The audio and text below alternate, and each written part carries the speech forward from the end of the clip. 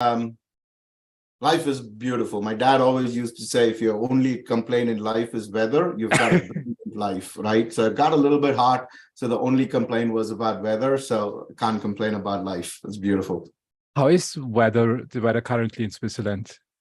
Today it's raining, but this week was a heat wave. And when I complain about weather, people say, well, you're from India and you lived in Australia. You can't be complaining about hot weather. But I keep telling them we kind of have air conditioning there when it gets too hot. In Switzerland, you can't have an air conditioner anywhere. So it really? No air conditioning in Switzerland? In houses, yes. But CERN, where I am right now, has got air conditioning, so I'm good. It's a good reason to stay in the office then. Long hours. True.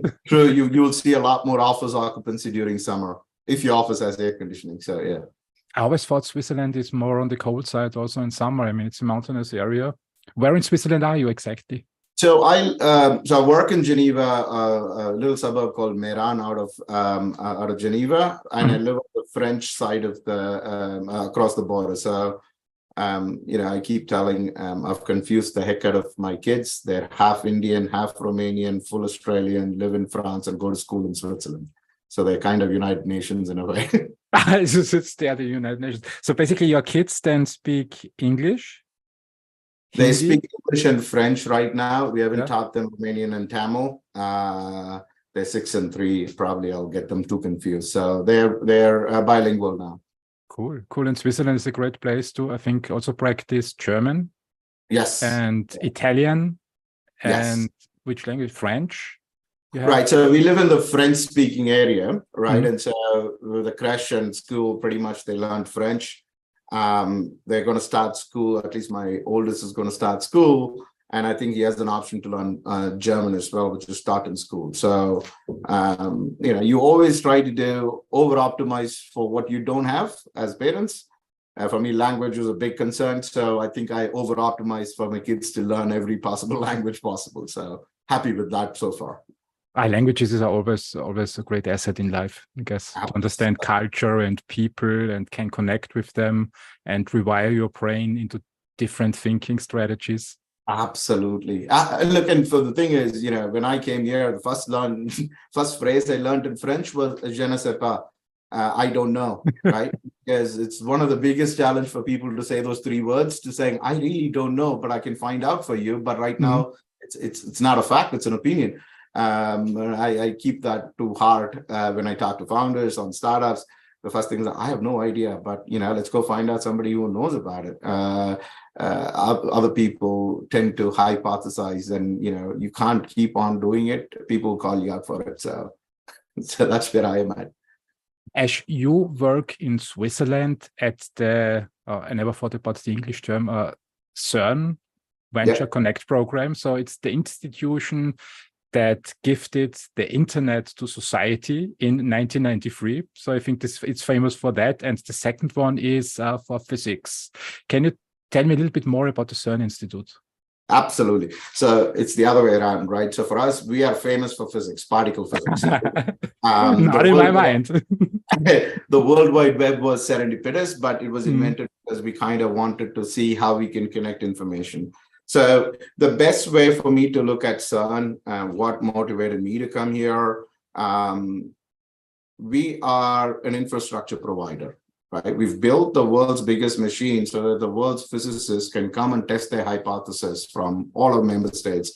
We've got 23 member states in Europe, 8 associate member states. So, and plus the science is open to, if you're from the US, there's collaborations. I know folks here from Stanford and SLAC who spend a lot of time here. So the aim is, if you build the biggest machine to do particle physics research in the pursuit of knowledge that we don't know why things exist, then, you can get people together and pursue that, singularity towards what is everything made of. And that's what CERN stands for. And for me, it's the best way to explain CERN. So a friend of mine explained it this way, and it was probably the best way. If I give a child 2 balls, which has got rattling things inside, and I tell them, find what's inside, and I don't care if you break it, intuitively they'll smash it to find out what's inside, right?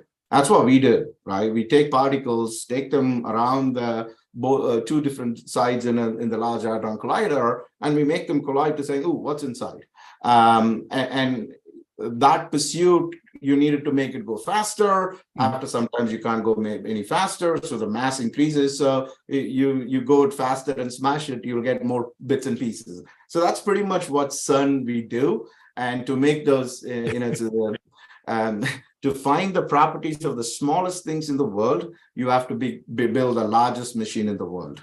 So that's what we CERN do. So basically, my picture now changed. When people ask me now what CERN is, I can say they have fun smashing things, and sometimes they invent the internet when they do that. So exactly, we smash things, and then we've got so much of info and data. We wanted to do more analysis, more linked documents. So we came up with the World Wide Web. So yeah, that's a pretty. But rather the cooler, more transitional things where high field magnets, which are used in MRI. Positron emitron tomography, PET. So those things are the ones which enable a lot of imaging and medical imaging, proton therapy. So those were the ones that moved out, but not everybody uses an MRI or a proton therapy device unless otherwise you actually are sick or you're a doctor. So that in that world, people understand that, right? But World Wide Web, everybody uses. So the impact of that is a lot more. And we're proud of that. We made it public. We don't claim ownership of it. It was public domain, thanks to Sir Tim Berners-Lee. So yeah. I think it was a generous move by the institution to put it in the public domain and not capitalize on it. It would have been also possible, which leads us right to our topic, tech transfer. So you invent technology, enabling technology, and sometimes it makes sense to spin out tech into companies to translate it into products at the end of the day that benefits businesses or consumers like the internet. And my question to you is, what brought you into this space? What was your journey up to this point in time at CERN Institute where you are responsible for the Venture Connect program? Thank you. So I'm Indian, the obvious part. Born and raised in India, and then like most Indians, you do engineering or medicine. I chose engineering. I'm an electrical engineer. Went to the US for my master's, and then serendipitously, I stumbled into an internship at the tech transfer office. Right, I loved everything about tech transfer, about the inventions that you get, and that's pretty much became my career after that. Got to University of South Florida, went to Santa Barbara. Moved back to India for 4 years, and then went to Australia, University of Adelaide, Melbourne, Queensland, and then now at CERN for 4 years. So, God, that's like 300,000 kilometers. It's kind of a round trip. Yeah. So this is my fourth continent, and my wife said, no, another continent, I'm traveling alone. So that's what got me here. But I love early stage technologies and finding out. The mentality is to saying not that this would not work, rather going say like, what if this works, right? What will happen? And then you go back and say, okay, what do you need to make this work? That's what gives me joy to figure out, okay, this would have a monumental impact on our lives, but the path is not straightforward. So that's what keeps me happy within spinouts. Now I can agree on that. I like the space as well to turn technologies into product and help scientists become entrepreneurs, finding the right investors, and then negotiating deals with the industry to really change the world. I think without guys like you and your scientists at CERN, Tesla would not have been possible. I think even in the broad range, just to bring up some simple examples where science plays a huge role in changing the world. What made you then design the Venture Connect program at the CERN Institute? What was the reason that you came up with that idea? So for us, CERN always had a program to support startups, right? I think it was about 12 years before I came. So I've been at CERN for 4 years now. So there was a program to support startups and help them, but we won't do it. We'll give the tech and somebody else helps them out. What we went back to saying, okay, how do we get a lot more impact about, this startup succeeding? We went to the fundamental design phase to saying, what do we need to change, right? So first principles, what we looked at it was, looking at the whole value chain, where can we add value? What is our place to play in it? What is not our place to play in it, right? Where we are really good, of course, as every research lab, we love our tech. We think our tech is the best. We should, because we invented it, right? But and that's where we're good at. That's where we can make prototypes. And CERN is a little different in that perspective, that all our inventions are already used at CERN, right? So if you look at your typical TRL levels, we are on TRL 9, actually we are on 10, because it's mission critical systems, which is implemented at the Large Hadron Collider already, or some subsystems. So it works, we have data, we know where it breaks, we know how to fix it. But if I take that and go and put it in another application market, you again have to build the TRL level, build the, right? And so that doesn't translate properly. And then we said, okay, that's good. That's where we want. Who's our main customer? It's the entrepreneurs. How do I add value to that particular entrepreneur, a deep tech founder? Where can we do it? So the entire first principle was, the only place where I can add value is time. How can I optimize time? How can I get the agreements done faster? How can I give the technology in your hand faster? How can I give you a prototype so you can build your proof of concept? That's internally where we can optimize your processes. Externally is, every startup needs three things: people, money, and somebody to buy your product, right? How can we leverage our networks and who we know and who we can talk, so that I can take a founder who's probably a first-time founder to saying, you need to talk to this person. They know these people who can help you within that particular industry, right? And so we said, we're going to connect, because I'm good at certain things, but I'm not good at a lot of other things. There are people who are really good at what they do, so you need to meet with them. So that's pretty much what the change whole model was. We can't do everything. We don't want to do everything. We find the people who are good at it, and then we connect the folks to them so that you improve the chances of them being successful. That sounds great. What caught my attention in the last couple of weeks with your entity was a post by Michael Jackson. He's a venture capitalist, and he promoted the CERN Venture Connect spin-out program. Mm-hmm. And I was mesmerized when I read it, because I saw the commercial terms. And I come from the opposite sides as you. I've studied business management, economics, and then worked at public companies in merger acquisition, and worked myself backwards to the startup phase, where I started helping scientists getting their companies off the ground. And usually, when I negotiate with tech transfer offices to get the license, they start their first negotiation position with something like, we want 80% equity, or we want, the highest rate I got was 90% equity. And they always said, guys, that doesn't work. I mean, you need to motivate the founders, because usually the founders have to invest their capital to start the company. And usually first-time founders are not already rich like Elon Musk. They don't have a Tesla in the background. Absolutely. They invest their own capital, then they have to raise public funds, and then they have to talk to VCs. And in order to be able to raise venture funds, we need to make sure that the founders at the first fundraise, when they give away 20 to 30% of their equity to VCs, that they still have the majority. And when the tech transfer office wants 40, 50, 60, 70% equity, it just is not going to happen. The deal is not closing. And they always got pushbacks, and people go, nah, you're wrong, you're not right, and we know it better, and you have to learn more about this special space. You don't know anything about it. And then I read your model, and I can't believe what I read here. It's one of the world's best research institutions. And what stuck in my mind was that the only thing that you demand is 2% royalty when the company makes any kind of revenues from the technology. Is that really right? Is this my right understanding that I got? That's correct. And actually even better than that. It's 2%, but the startup pays us only when the accrued royalty is 20,000 Swiss francs, right? So if a startup sells $100 of worth of products, they don't owe us $2 because we don't need the cash flow. So for them to reach 20,000 Swiss francs, they have to be doing $1 million in sales. So we really want them to be successful and pay us that.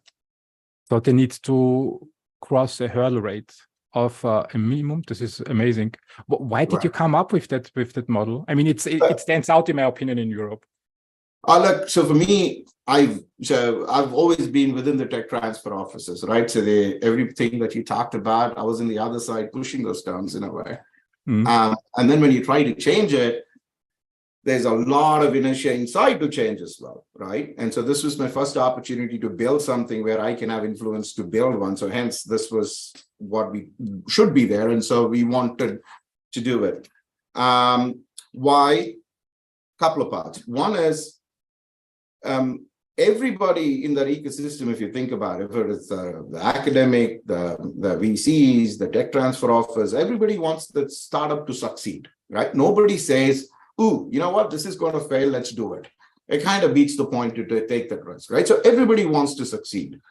But where I find the friction is the fear of missing out a good deal. Oh, if it goes for a $10 billion exit, what do we miss out on? Oh, we can't miss out on. And then you take one really outlier example and saying in 1942, somebody got screwed because of this happened, and so we can't do it, right? And so none of it actually translates realistically to what it is now, and it should change, right? So that was one. Second is, the historically where it started on this whole equity part was when startups were, so when nobody licensed your tech, none of the big companies wanted it, you have to create a spin-out because nobody else wanted. And it was one academic saying, I will prove the whole world wrong because this is my invention, has to get to market. How dare they say no? Let me prove them wrong. So that's how the spin-out process started. And by definition, spin-outs are poor. So they didn't have money to pay the upfront fee, the milestone, the minimum royalties. And they said, okay, this is the whole deal. Instead of cash, in lieu of that, I'll give you equity, right? And that's where it started. And then it went on greed to saying, I got 40% from this startup before, so that's the precedent number. So I need to get 45 from here. So that kept on building on. We are not any different to a university if you think about it, right? So our research is fully funded. There are 23 member states who pay and 8 associate members who pay 1.3 billion Swiss francs to keep all of our infrastructure, our people funded. So we are fully paid for.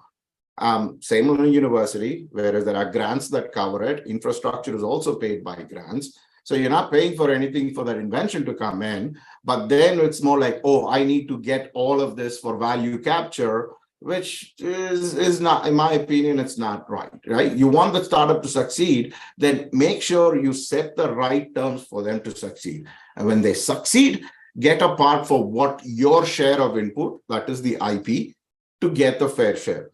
For us, the 2% model, what we're pushing for is you pay when you're successful. If you fail in the process, thank you for trying. Thank you for taking a tech and trying something to do and create impact. We're sorry you failed. You owe us nothing, right? And that's pretty much where our philosophy is. What do you do with the data? I mean, my point was always when we go for these royalty-based models, I think it's a very smart thing because you go for the big wins, for the big chunks. You spin out startups much faster, much quicker. You can do it basically on a weekly basis with standardized terms, and don't go for the small wins, which are upfront payments, or you don't try to rip off the venture capitalists who invest money. You say, look, when you're really successful, and let's assume just for the plump model that they brought up before, when you create the next Tesla, then you get 2% of everything that comes in, and this is the huge win. What do you do in the cases of failure? Do you call back the data and the IP, or do you just leave it at the failed company?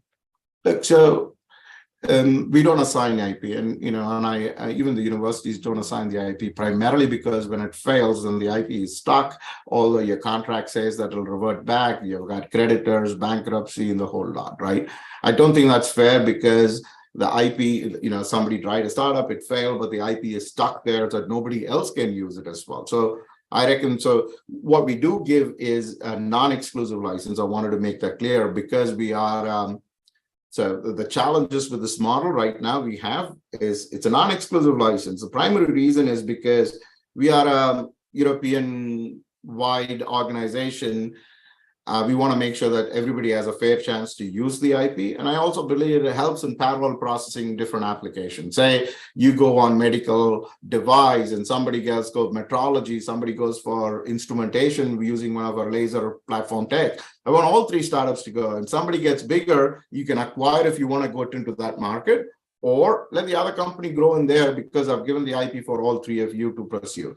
The challenge comes in if the IP becomes in the same market, right? So that's what we want to make sure that, we don't license in the same field. What I'm working on is to saying, when does it trigger from a non-exclusive to an exclusive? Is it when you raise your first funding? So that VCs don't come and say, oh, look, you've got an exclusive, so I'm not going to fund you. Or if you actually don't raise money, but you get to your first million in sales where you pay as royalty, then we automatically trigger it to an exclusive. That's work in progress because we anticipate those challenges and we're working on. But for me, the 2% model, right, or this threshold model is ideally what I call success, a startup or a spin-out that comes out of CERN, pays us 20,000 Swiss francs every month, which means that we're doing $1 million in sales every month. That would be a fantastic thing to happen. That's what we wanted to happen, right? Because now you're doing enough sales, and what you owe me is less than what you pay on sales. And that's where we should play. Yeah, and I think everybody also in the B2B space understands that. I mean, 2% is not much. So if you understood you right, the 2% model grants companies a non-exclusive licensing right to work in certain areas. And they can negotiate an exclusive license right once they get significant cash flows into the company. So it really helps starting quick. And then when venture capitalists come in and really write big checks, you're also willing to turn the non-exclusive part into an exclusive part. What are your thoughts about the terms then in this area? So I don't think the monetary aspect should change, right? I mean, if I'm giving you 2% of non-exclusive, you've actually built in to get it to a stage where you're raising capital and you've proved concept. I shouldn't go and say, nah, now it should be 5%, right? The fundamental or equity. Right? No, we don't. We are 0% equity, and I don't think that'll ever change, right?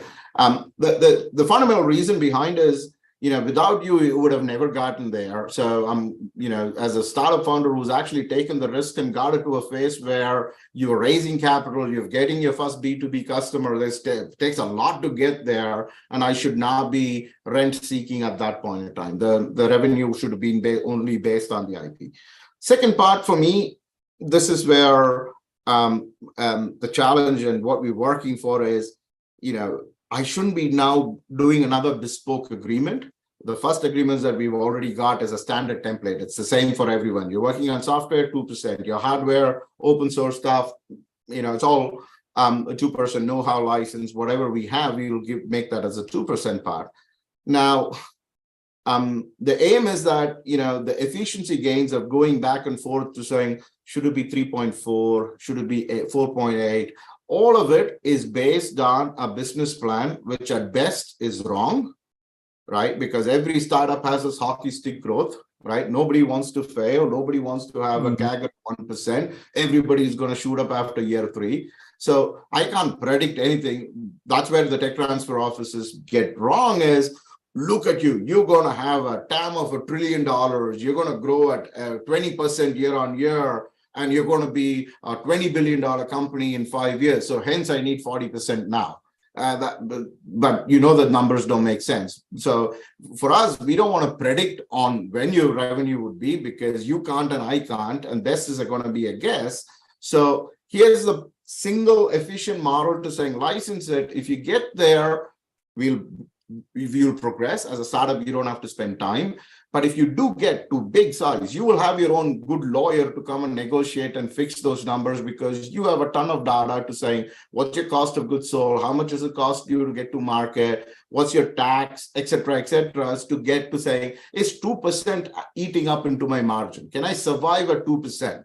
If I can't survive, then there is a fundamental problem there, but you have to renegotiate, right? And so that's where we are like, all of those renegotiations happens at a good place because you're either making money or you're established. Yeah. If you're not, let's both sides not spend time and waste resources, opportunity cost to saying, okay, I don't like clause 2.1.2, let's do that and to a or.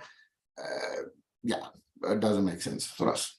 No, I couldn't agree more. I mean, anytime when I try to spin something out and the negotiations took too much time, it's just demotivating for the founders. If you start talking about equity positions for 6 to 12 months, people start losing interest in working. Yeah. On the contrary, I mean, I think also at CERN, probably the spin-outs very often are in the B2B space with and license the technology at one point in time further to large corporations. I mean, then it's really easy to negotiate because Absolutely. there is money in the company. Yeah, please go ahead, right? No, interrupt me, otherwise I keep just talking. No, look, 100% agreement. If I'm negotiating with a big, large company, right, you spend 7 months because it's a blue sky project. If it fails, they still have €1 billion in revenue. They will survive next quarter. They're worried about if, 2 points going down in their share price. That's what they're worried about, not necessarily this product, right? So that's perfectly fine. And their lawyers are also built to have those inbuilt delays because back and forth, oh, I write this, I rewrite this. That's okay. But a startup, if you do it in 7 months, they're dead. All of the work that you did is pointless to get to a point where we got the perfect agreement, but the startup is dead. So what's the point of doing that rather than saying, look, this agreement might not work, but let's see if you survive to a point where we need to change it. Then you do the 7 month back and forth with a highly paid lawyer on both sides. So that's okay, but not at the earliest stage, right? And very often you have patents involved and they come with a time constraint. I mean, it's 20 years and at the time you spin it out, probably the first 5 years already passed of the patents, then you have 15 years development time. And if I understood you right, I mean, you said CERN gets 1.3 billion Swiss franc per year from the member states who support CERN. And when you negotiate an upfront payments or equity positions, I mean, you're talking probably about 20, 30, 40,000 Swiss franc upfront payments because people don't have money. I mean, you can't rip someone off and say, take out a loan for 1 million when your life savings are 40,000 Swiss francs. And it's robbing the poor pretty much. Yeah. I couldn't agree more. I mean, for me, it sounds perfect. And my next question is, do you also experience some challenges with, in my opinion, an almost perfect model?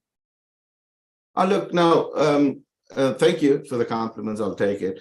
Look, the challenges are not necessarily with the model, right? I mean, we're testing it. We have our first guinea pig who went through. We fixed a lot of the learnings from there.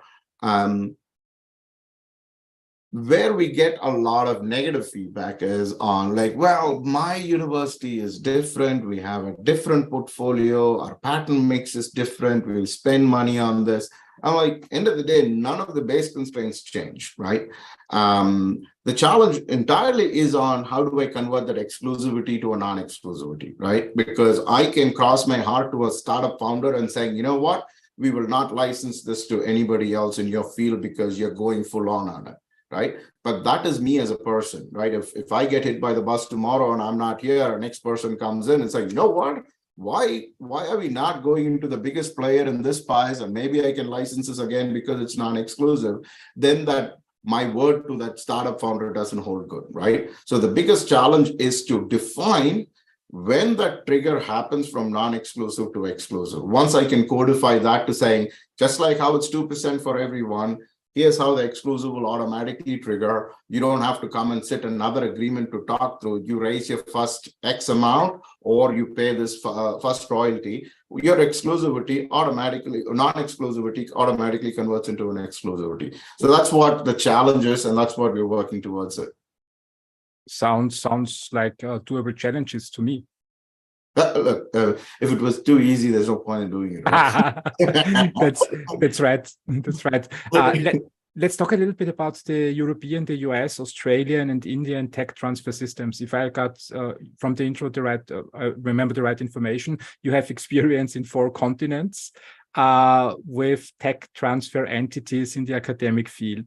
What are your three biggest learnings from these areas? Three biggest learnings. First one, as a tech transfer person inside a university or an academic setting, you are probably the whole collateral damage when this whole debate happens about tech transfer is bad. It's not the institute. The institution has its own problems, right? Academic institutions or tech transfer offices have what I call institutional amnesia. They forget how good or how bad they are. However, the academics remember, right? And so every tech transfer I've been to is I'll get a lecture for first 45 minutes was how bad it was in 1974, how bad it was in 82. And then I'm like, look, I was born in 81. So, but sure, I'll hear the whole bench.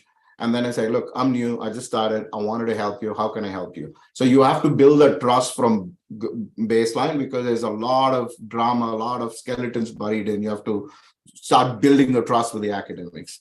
Second best lesson is you are a service provider. Know that and learn that and embrace that, right? Your job is to make sure that you service your only customer who is the academic. Without them, you've got nothing to license. And if the amount of trust you earn, you will lose in a second as well, right? Third, there is a big imbalance in power, right? An academic will never get fired. If you're a tenured professor, it'll take a hand of God to fire them. But if you are a tech transfer professional, the one goof up, you're out, right? And so those are the three lessons, which once you learn and embrace it, then tech transfer is fun. That's pretty cool. I mean, yeah, ruining a reputation is quite easy. So it's not tough to do. You saw spin-out practices on 4 continents, and I always got the impression from this small data set that I have in my life that we are almost stuck with this equity model, and many TTOs demand it. Is that really so? Which practices did you see in your career? Spinning out companies. I reckon you can look at it as good, bad, and ugly, right? The good best practices where what I alluded to is a full service mentality to saying that I'm going to serve. My job is just like a department in an academic university. My job is to service this academics, postdocs, PhDs. They are my clients. I have to provide the best service.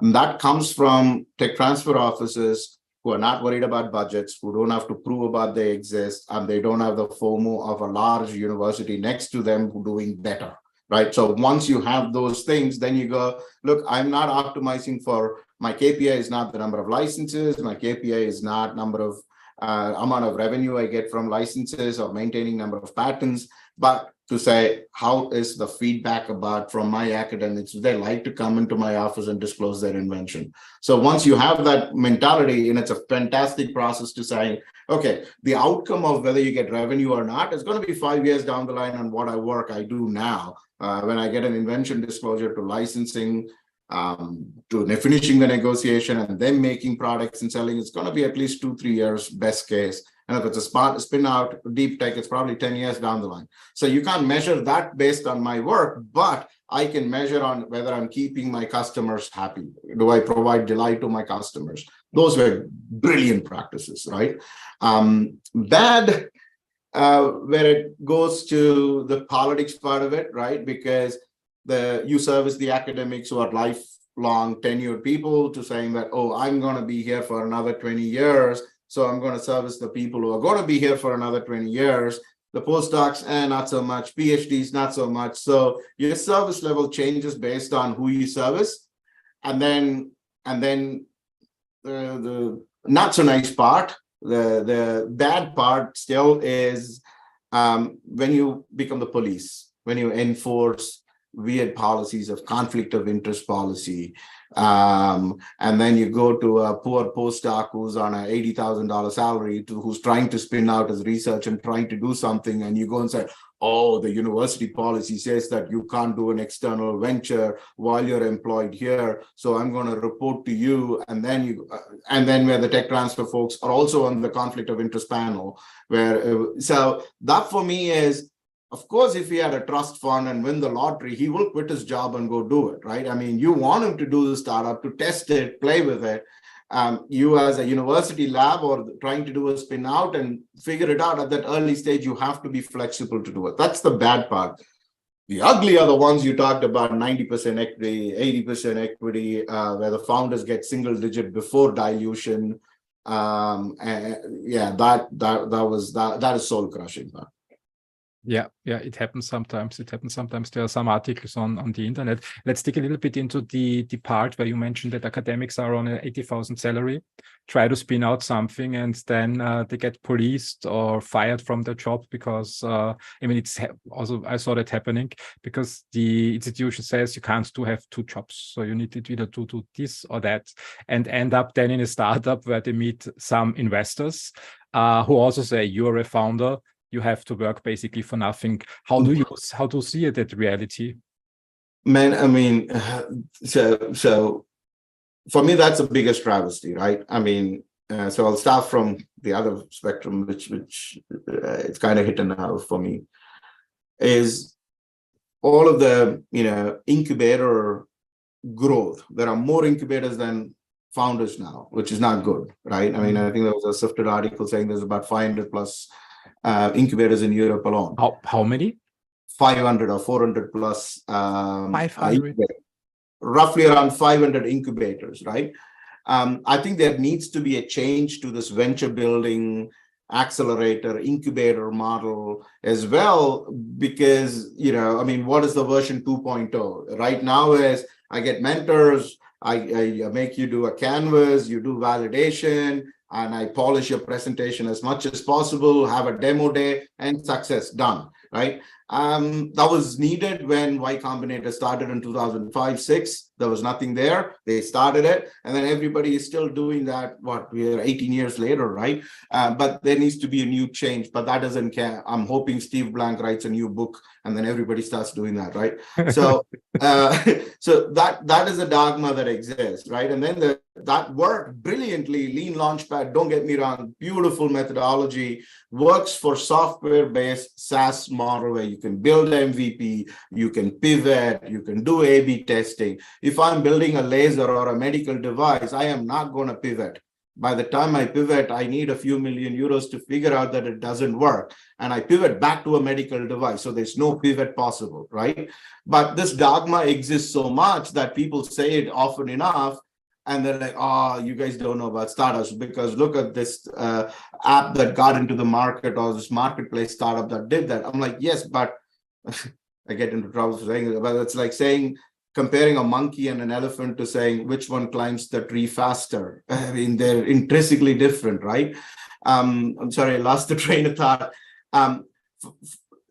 So that's one. Second, for me, which is very close to my heart, which you said about it, is when people ask postdocs and people to say, you're spinning out, I'm not going to pay you salary for a couple of years, right? I just want to spend a minute there, which is a travesty in my head. To become a postdoc, you finished a PhD, right? And then you worked on a junior postdoc, hustled your way, you are the backup to the academic, you take care of PhDs and your research, and you do all of it. You've got 10 years of experience to get to where you are, which means that, say you started at 18, you're at 28 or early 30s, you might have a family or a young family. And then I say, guess what? You spend 10 years hoping that you'll get an academic career, leave that, work without salary, because the other 20-year-old who's building an app is doing the same.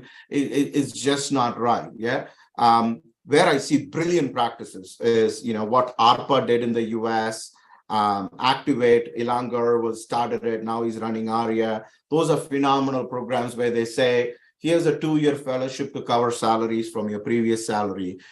This is to just pursue your research from your lab, take it towards commercialization, where you are guaranteed a stipend, where you're not going to worry about how you're going to pay your kids' school fees, but because you're a postdoc, it's not, you've earned this. For me, that is a big missing gap on how to fund that research, right?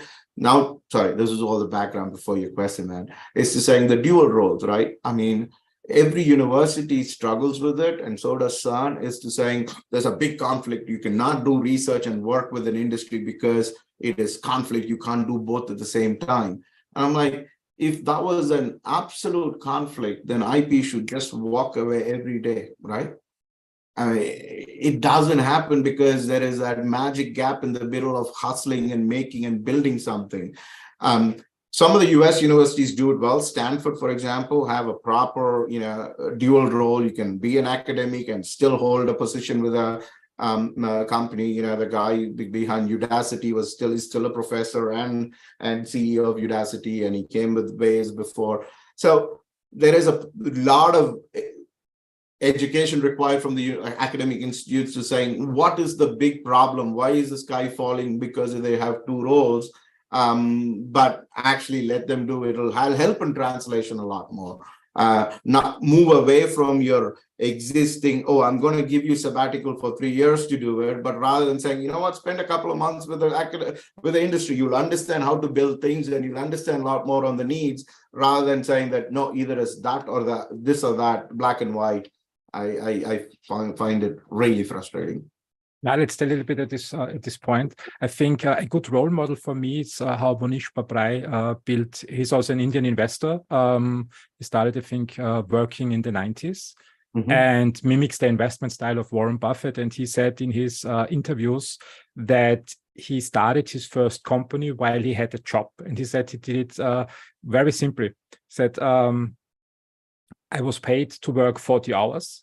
And I sacrificed my chance of promotion in the company because I said, okay, they pay me for 40 hours. I do what's necessary to deliver my goals, to deliver for my job, and invest my spare time into building the company. And then he says, it's either a success and I can quit the job and move on, or I become a more valuable asset for my company when my side hustle fails.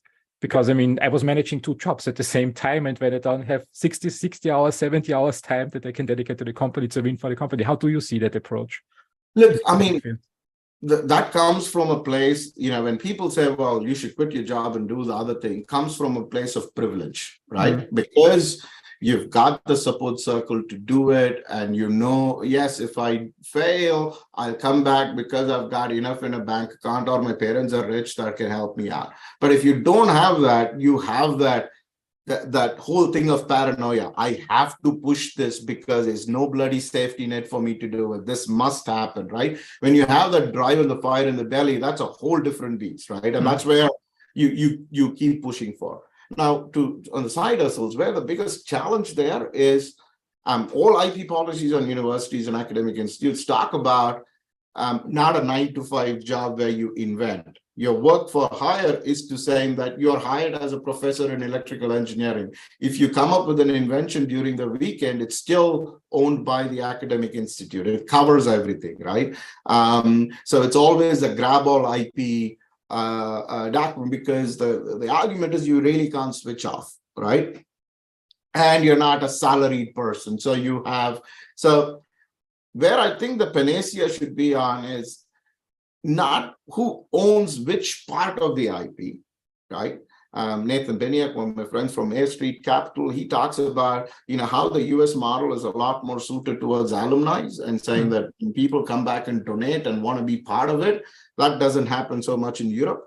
But it's more, I think founders of Recursion Pharma gave $75 million to set up a new institute and, entrepreneurship support back to the university in Minnesota, I think. But if you do the calculation, imagine for you to get $75 million in royalty, and say even a 10% royalty rate, the company should be doing $7.5 billion in sales, right? That's never going to happen. But if you give them the right support and they become a success, they come back and donate you, which is a lot bigger addressable market, rather than trying to siphon off a few dollars here and there. So my thing is, give the freedom to happen. The revenue will automatically come, because you would think, okay, you helped me when I didn't have anything. And the more people are there, then the chances of somebody becoming big and coming back and giving back to the community is there, right? And the counter is like, many people don't do it. I'm like, just because some people are stingy doesn't mean that other people wouldn't be, right? And it's also counting the extremes. So my personal opinion, unless otherwise somebody is doing with an intent to steal IP or move IP away from which is not theirs alone, and they've got other people involved in it. Ensure that whoever is involved in is across open for this to be happening. And that's the only consent you need, because you don't know what it will become. It's an invention by definition, which means that you don't know what it is. Rather stopping it and making sure that you have all of the I's crossed, let that happen. And that will actually give you a lot more fruits than controlling it. How do you see? You said there's such a huge difference when it comes about giving back to the institution between the United States and Europe. Where does this difference in behavior come from, in your opinion? It's not my opinion. This is actually Nathan's opinion, and I fully agree with it. It's also where I think, look, there's one part where in Europe you don't pay for education, right? Which is a right. If you're in Switzerland, you have a right to go to EPFL or ETH Zurich, which is the 8th or the 13th best university in the world, right? Of course, you need grades to get in, but here's an option for you to go. I mean, same thing with the UK university, same thing with all of Europe and Germany as well. You can go into those universities and you don't have to get a huge student loan debt to get in there, right? But which means that it's an entitlement that comes in. I belong to this university because I'm in Germany. I went to this university because I was born there. Whereas in the US, everybody pays a lot of money. It's not great that people get into a lot of student loan debt because of it, but they also have that belonging of either, it's the sports team that you get fascinated with. It's like, oh, I'm going to go Blues all the year. Or that, the alumni society actually gives back quite a bit for that, to saying that, okay, I am a Harvard alum. I can go to any Harvard lounge anywhere in the world and people will introduce me because somebody did that before. That seems a bit lacking, right? Just to give you a little anecdote. My cousins, they both went to University of Michigan. One is a computer science, another one is a chemist. Nerds by definition, but they've got season passes for the University of Michigan football team. And they show up because they feel like they belong to the community, right? And that is I'm not saying, make football teams out of or university sports teams, but you need to anchor and service those people to saying that you belong here, right? I mean, I don't see people wearing, EPFL t-shirts or ETH t-shirts here, but I can spot an American with a Stanford t-shirt here because they're proud to wear it, right? Or a Duke cap.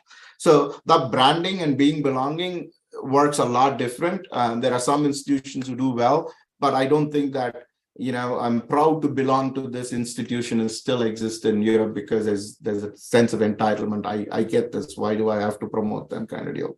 That's what I believe in. I mean, I didn't study in the United States. It was mostly the time in Europe and not many universities, so that I can run a statistics about it. But what I perceive from the universities, I was 20, 30 years ago, there is almost no follow-up from the university. So this community fostering, as far as I'm aware of, I don't think it's a European thing. And from what you said, it sounds to me like the universities in the United States care about their alumni a little bit more and foster and do more activities for them and follow-ups and create clubs all over the world where they can attend and meet people.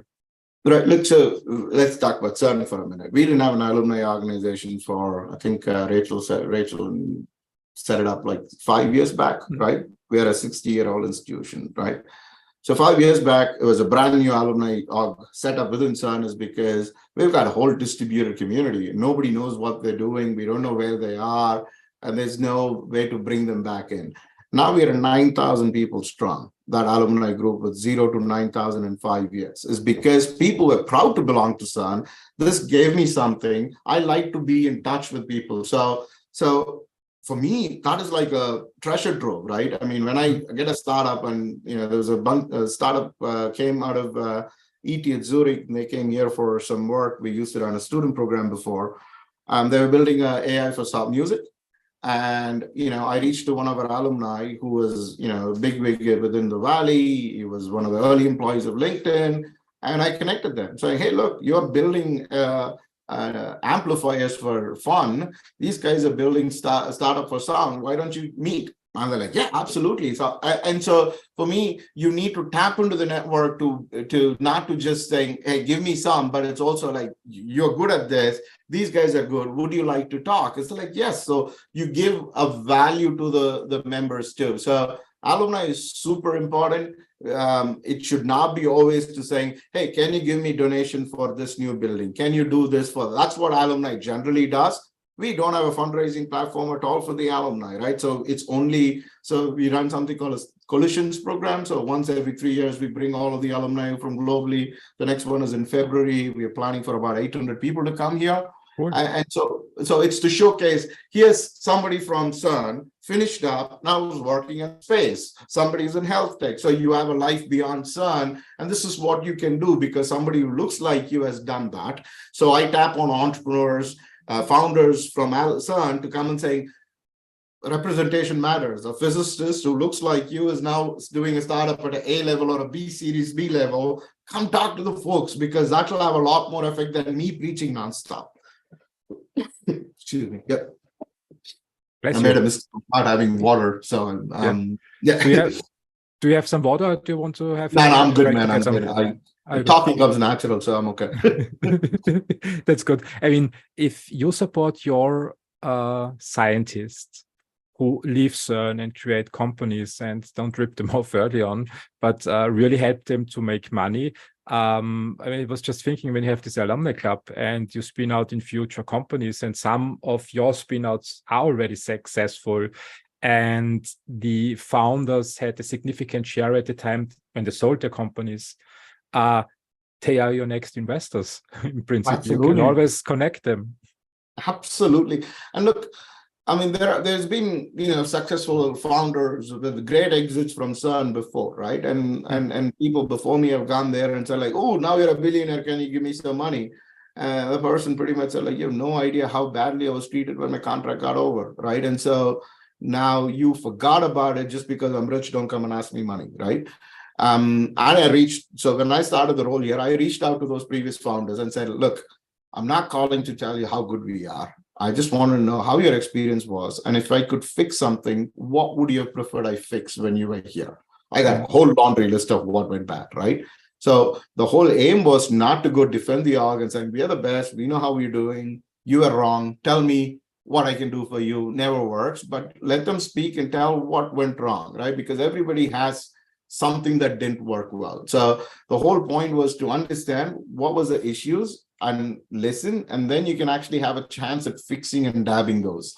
And most of it was, look, it was so hard, it was delays, it was here. So we said, okay, if I can fix time, then I can move the needle and have a significant impact if I can just fix the time and make it into a process.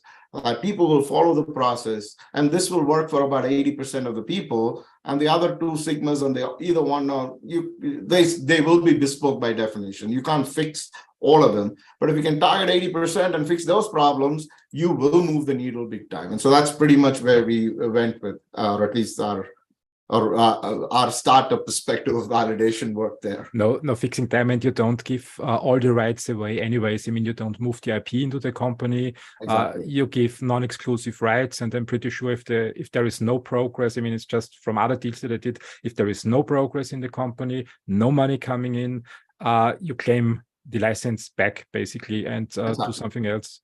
Exactly. I mean, look, and this is the thing, right? I mean, I used to say this. Now, there are a lot of companies who are started ups, right?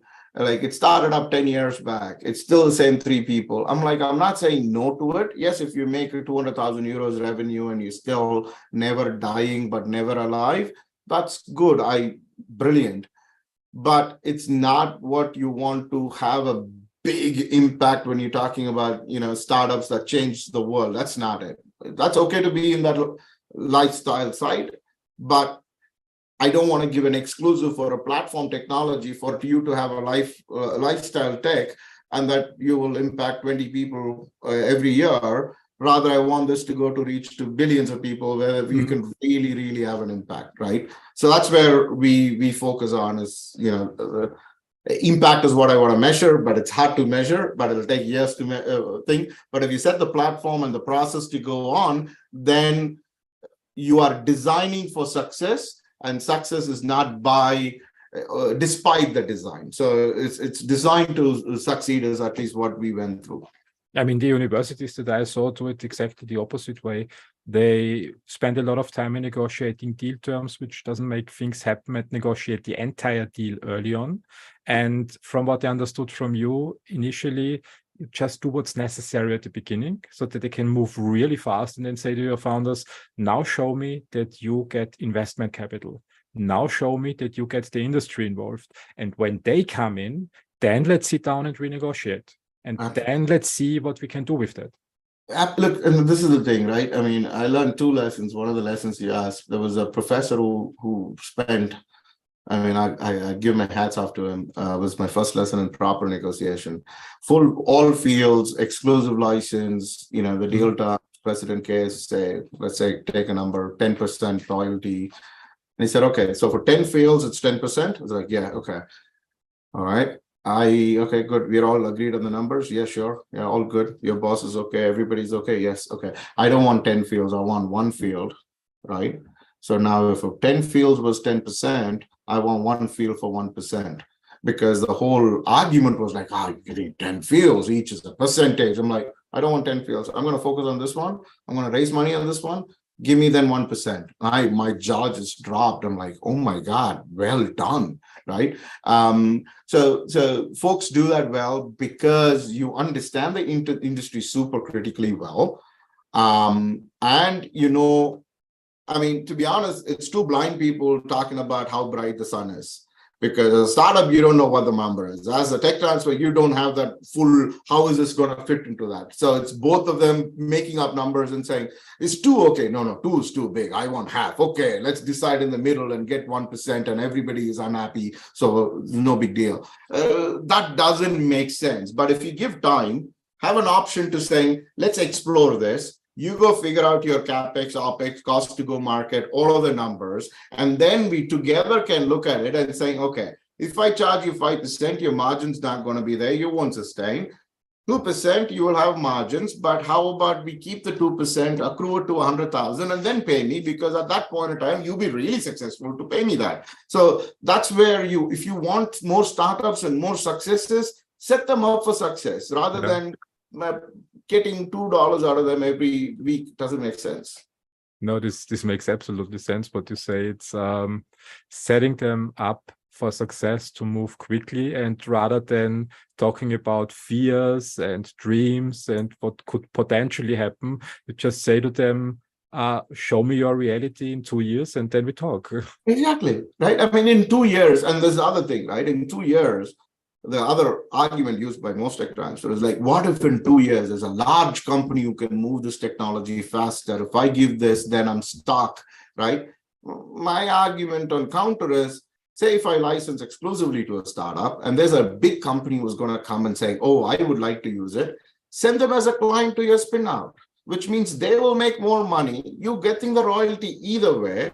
Why do you want to cut that startup? Because it's a better deal rather than run it through the startup, because then it will be a success. It will mean more research will come in. So it's more people who are looking at the short-term part of it and not looking at, if this goes well, it'll become a Genentech, which means the whole ecosystem will grow, which means there will be other startups that will come in, or a Google that what effect it will have on Stanford, rather than saying, okay, I'm going to give you, and then I'm going to cut your bigger customer and give them another license. It's like shooting a foot, everything else in the process. I mean, it's the outlier technology. For example, I mean, gene editing. Of course, the pharma industry is interested in getting the entire technology early on, but when I look at the reality of technology that comes on the market, there is a small percentage that has the potential of being one of these breakthrough technologies.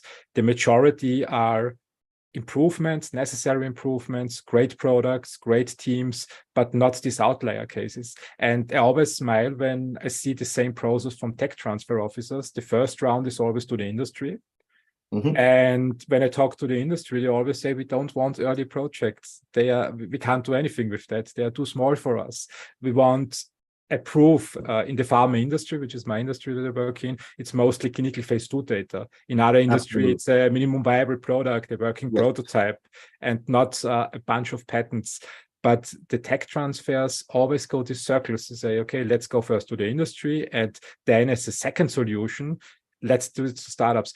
Is this just my perception, or is it also no? Look, and it's also how the KPI is measured, right? I mean, even all the tech transfer officers who claim we've got so much of startups coming out, if you ask them, first option would be to license it to a company because they got money to put in. You'll know it'll develop faster, and better chance of success. But at least that's because of precedent cases. Now, for me, I was always my friends within tech transfer, my old officers used to call me the dead sciences guy, because nothing was living, right? Sensor software, and there was all the pharma, small molecule, big molecule devices, and all of that. And there was always the split. 90% of the revenue came from them, right? Mm-hmm. From the licensing deals and contract research that will come in from big pharma and spin-outs as well. And whatever royalties we get will be the 40,000 here or 50,000 there, and they were talking millions. I mean, the previous university I was working with had like $27 million coming in every year on royalties for a vaccine, right? So that's the home runs that all of the tech transfers are built on, is on life sciences, because the market understands when to license it. They license at a provisional stage if you have data, or if you get a publication in one of the major publications, they look at it. From a software or a sensor, by the time I get a patent issue, the technology would evolve so much, the patent doesn't make sense anymore, right? And so that's where there's a higher degree of spin-outs created from there. And so hence, you keep on like, oh, software easy to commercialize. We should have 40% royalty on it because it's shrink wrapped. It's all from people who have never coded, right? Or never done an enterprise sale on software. But it's not the IP on how developed it is. It's how you're going to actually sell it. What are you positioning? So there's a whole lot of that comes in, which doesn't translate well back into it, because you're trying to catch up to the life sciences folks on the numbers. And then you try to squeeze the last dollar of it, which is ridiculous. I mean, you mentioned before in what you said that the hope is of tech transfer offices that the technology develops faster when it's licensed early on by the industry. And from my industrial experience, I doubt that. I mean, you have a champion very often in a big company, and then they get the chance to get promoted to a better job. They just move on, and technology doesn't have a champion anymore, and it's like a corporation. When I look at a startup, and let's say we have a poor founder, financially poor founder, who sacrificed his time to get a PhD, become one of the brightest minds, and usually in research institutions, they don't become billionaires. So when they're on a salary, when they spin something out, they know, I mean, if that doesn't work, there is no way back. So the only way is forward.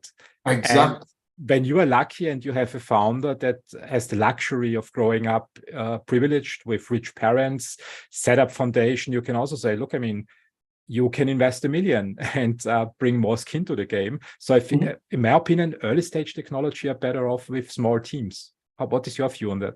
100% agree, right? I mean, the same way that you said, right?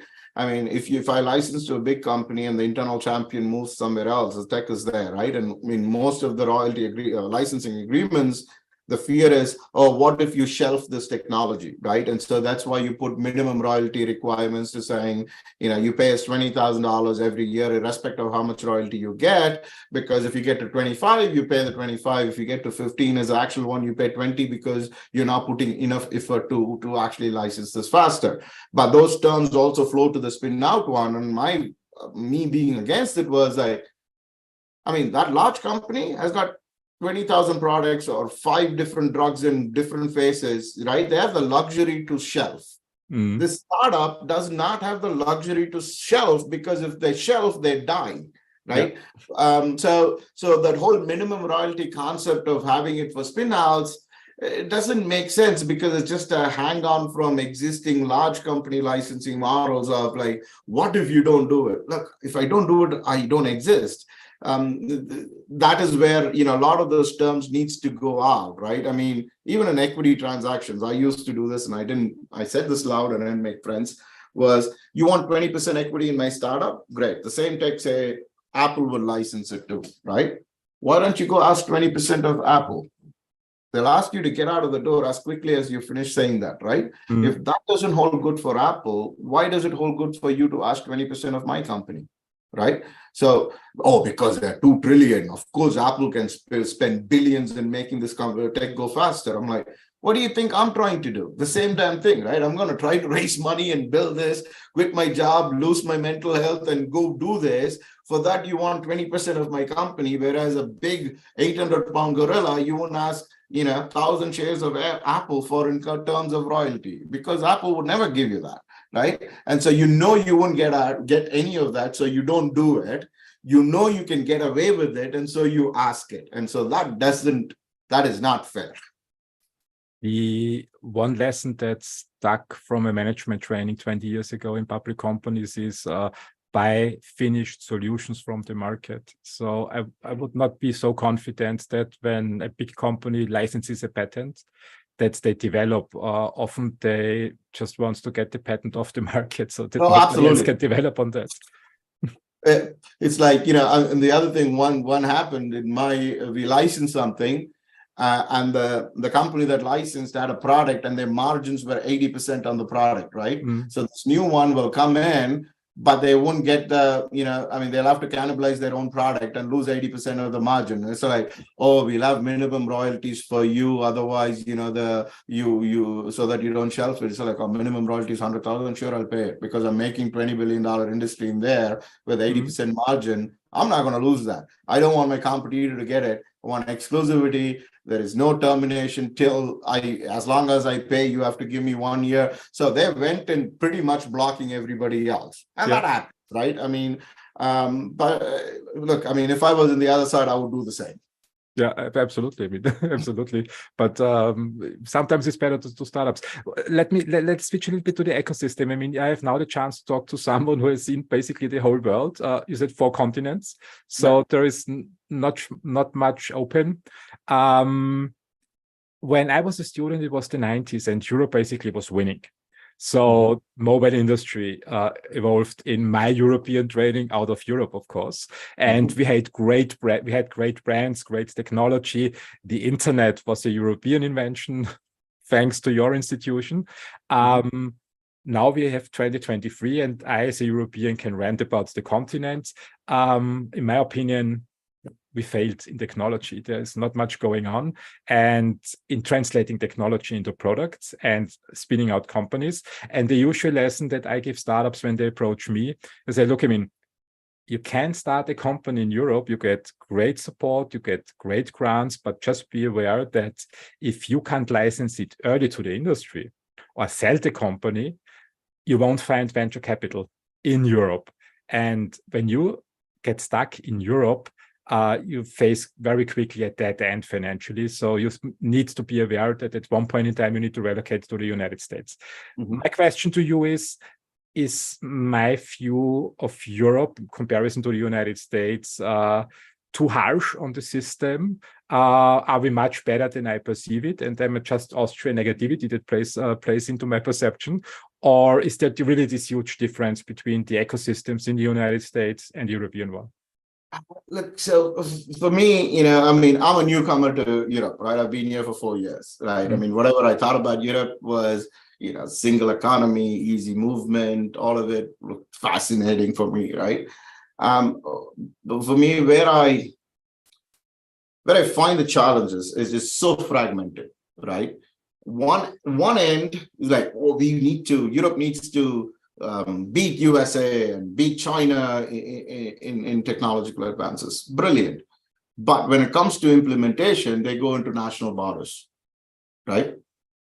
For me, it's more like, should you then compete with Texas, right? As France, should you compete with California, right? Germany, should you compete with California as a state? Because that's what you're talking about, right? Yeah. Where I get frustrated is there's a lot of reinventing the wheel, right?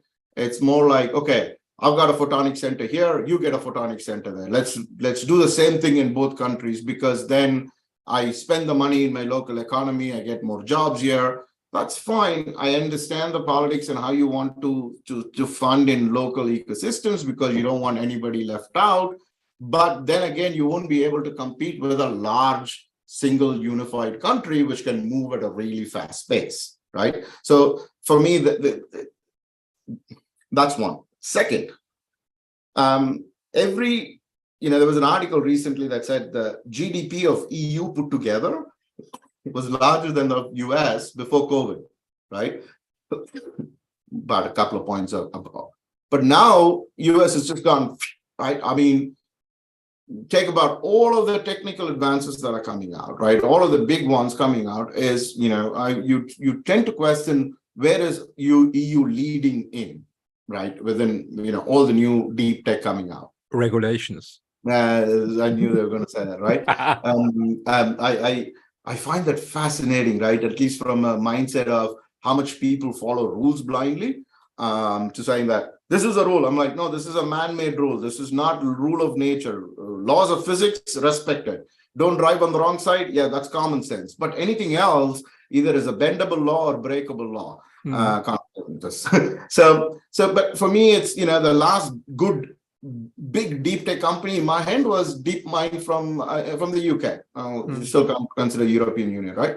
But I mean, now they are part of Alphabet. They're an American company for all I consider, right? So which was the biggest acquisition for one of these tech companies from Europe? I struggled. Maybe in the biotech space, I don't know enough about it. We have just, let me briefly interrupt you there. I mean, we have BioNTech, for example, mRNA, but they went public on the Nasdaq. And I mean, they work in Europe, but the license deal is with Pfizer. It's not European. We have gene editing, for example. Emmanuelle Charpentier was in Vienna, and her partner in this business in CRISPR Therapeutics was Rodger Novak. He was also based in Vienna. Then they founded a company in Switzerland and moved to Boston and got listed on the Nasdaq. So every bright mind, in my opinion, that we have ends up in the United States and probably in future either India or China on the way east, if we don't ruin the relations between the European Union and India and China. Or at least, the US market listing conditions change, right? Right now, I agree. Right? If you want to list somewhere, you go list in NASDAQ because the tech stocks are, rallied a lot there and acquisitions happen a lot more there. Or at least even if it doesn't, the press behind it is fantastic, right? I mean, I love the Americans for two things. One, they promote themselves great and they promote other people in the process as well, right? Even, there's this article about ET at Zurich about how good they are. Einstein's old stomping ground is creating so much spin-offs. Thanks to SwiftTech that came out. Otherwise, nobody would even know that was happening in your own backyard, right? So things are changing. However, the existing mindset of and the one point you touched upon, that's where the VC money comes in, right? I mean, if I'm a US investor, I'm going to put your money in late stage growth fund. I want you to have a Delaware C Corp because that's the structure I know. You might have a US GmbH or whatever entity you have.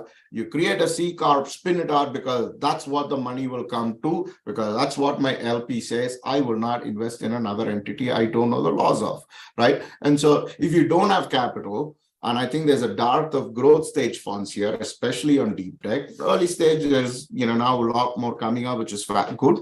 But late stage, you probably have 3 or 4 deep tech focused, large ticket or other. Now that's the VC entities. Else is all family funds that actually invest in those. With the same terms, you'll get 20 different options in the US, right? And you can't tell the startup to saying, well, you're European, you have to stay here. I'm like, well, you have to survive. You have to get money or you have to list. You do what is required to succeed. So I think there's a ton of things that can change and needs to be done for startups to stay here rather than just evoking the nationality or or pride of, you have to be here. Look at the great skiing you can get here. That, you list the NASDAQ, you can come in your private jet here. So, the valuations are much higher than a business angel I had on my podcast in January. He's in Los Angeles and investing in San Francisco-based companies. He said that business angels get tax breaks when they invest in US-based companies, which is a big reason also to invest only US-based companies. What I would like to see is Europe evolving to the level of the United States, where it is now. In my opinion, in the 90s, we were on the same level. Mm-hmm. Now here is the United States, and here is Europe, and China is somewhere in between, in my opinion, but more close to the United States. You saw the whole world. What needs to change, in your opinion, to make the deep tech field more attractive for deep tech entrepreneurs, to have them stay here in Europe and not walk away towards NASDAQ and San Francisco and Boston and all the other beautiful places in the United States? Look, so for me, there is, one thing which I loved about the US is how many folks were happy to roll up their sleeves and help you, right? Without, people talk about how Silicon Valley being awesome is because people say, oh, you're good. You need to talk with these 3-4 people because, you need to connect because you both will do amazing stuff. Mm-hmm. I find it fascinating here because I'll talk to somebody and they'll say, well, we do only this, for I can talk about Switzerland, we do only the French speaking area, or we invest only in the German speaking area. And I'm like, look, for a country of 8 million, you're talking about 1 million people. And that's what you want to, or you're marking that area there, which for me is, not helpful. Mm. But in the process, you find people who are mega connectors, right? So my story, I came to Europe July 2019, right? A heavily pregnant wife. Our daughter was born in December. So first 3 months, we didn't go out much. I couldn't travel.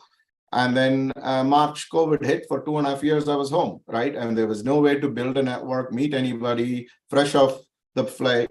And I reached out to a few folks, thankfully to Zoom.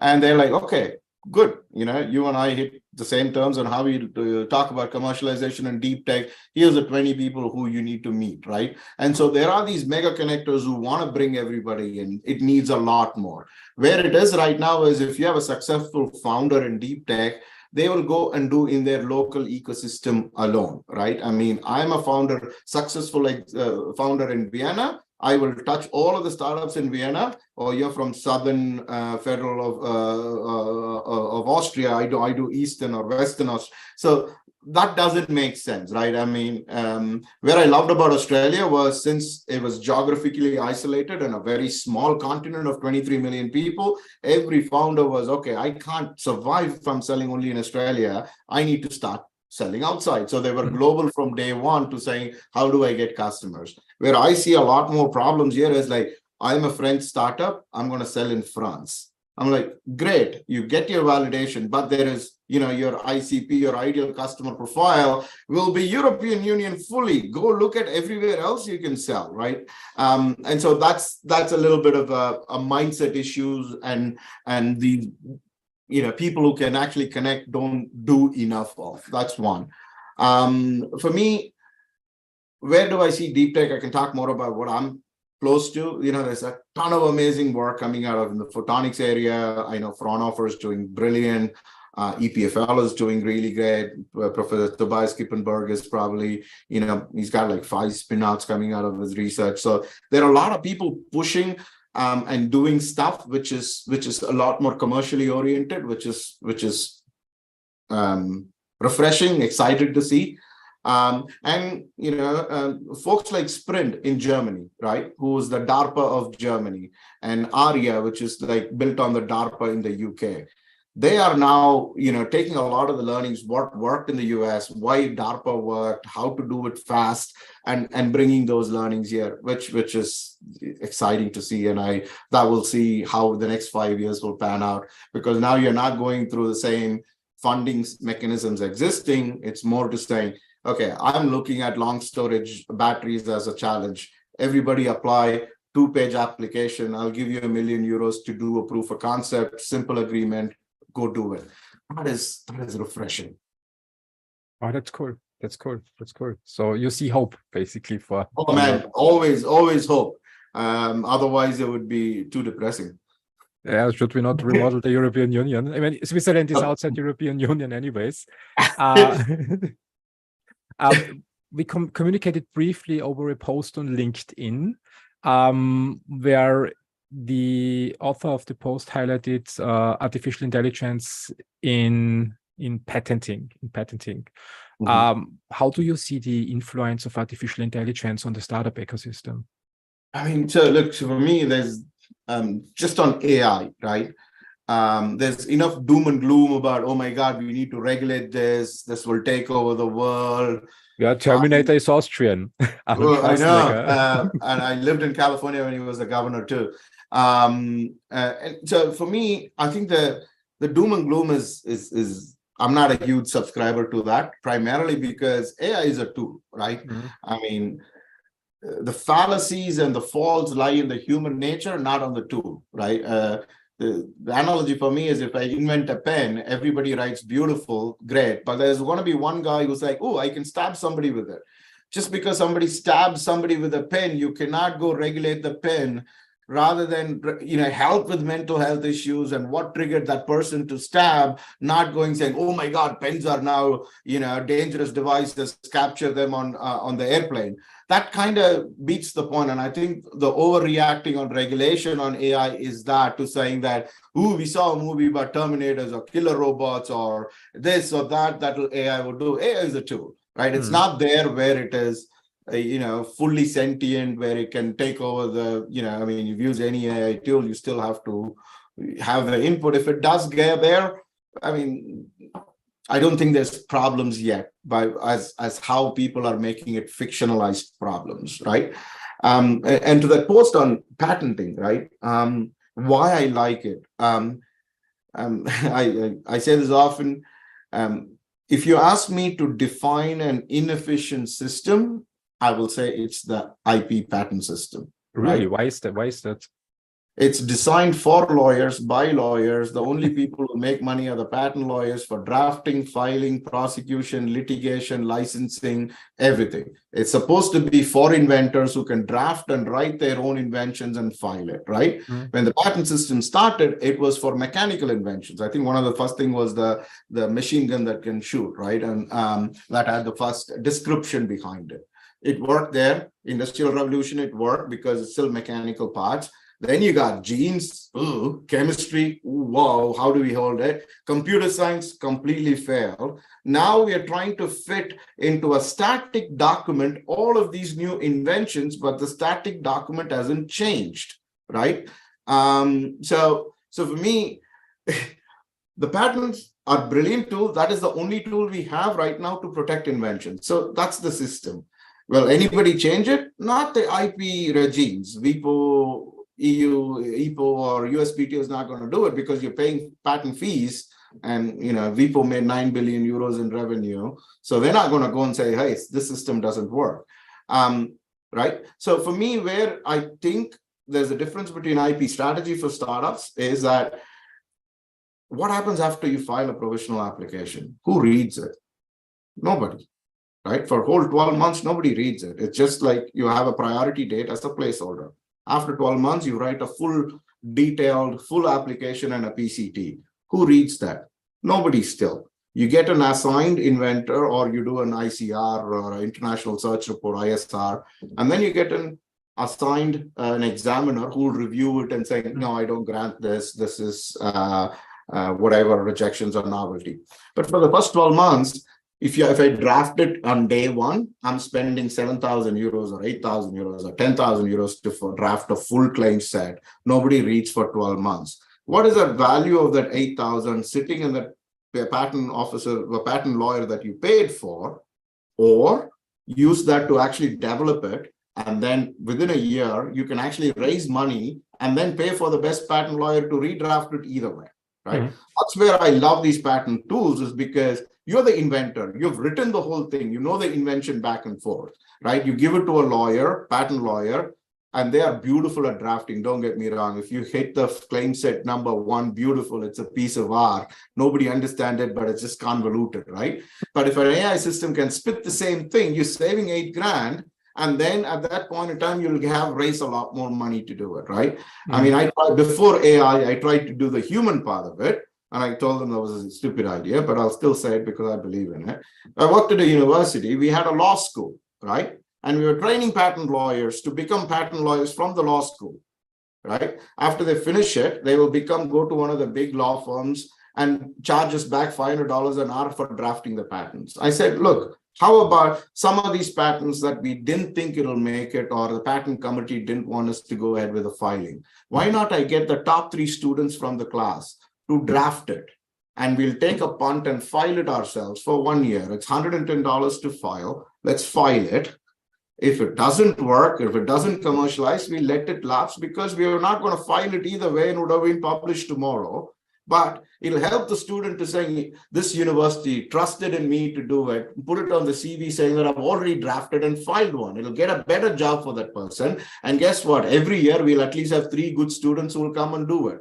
So like, oh, no, the risk and what will happen. I'm like, the risk is not filing. There's no risk. It's already published. At least you now have 1 year rather than paying $10,000 to have one drafted filing. I can have 500 of it and give 1 year to saying whether somebody will commercialize it or not, right? And so for me, when I see these AI tools, it means that you don't have to spend that money at the earlier stage. You can conserve cash. For me, I always think about startups as, how do you conserve cash flow? You don't want to spend on things that you shouldn't be spending on, rather than put it on your product to get that validation. So that's where I am super excited about a lot of these AI tools coming in, which gives the power to an inventor. If you can invent it and have a publication published in Nature or wherever, you can definitely write a patent application. Yeah, I mean, what you said is it definitely helps students to get the reps in, to get good at something, and getting trust from the institution that they can do it is definitely good for their personalities. The question that I always had is with the patent system. I mean, you mentioned that it's very old and that it's sometimes not really suitable for our times. I mean, we are now in 2023, and I think the first patents 200 years ago. It's very, very old. I think there is enough room for improvement in there. And you mentioned in what you said that institutions often fear, when they don't engage patent lawyers, that they risk something. Is there really such a high risk that you can do in these early phases something significantly wrong? But it's more about the risk about, what if there's a disclosure and it's not covered in the original patent, or the claim set is not written well. But it's not, I mean, it's a fear, right? It's not rooted in logic. It's more, it's a counter argument to saying that we should not do it because this might happen. My Australian boss used to call that as George Bush strategy, to saying, if you sell fear, you don't need to have remember WMDs was a big thing.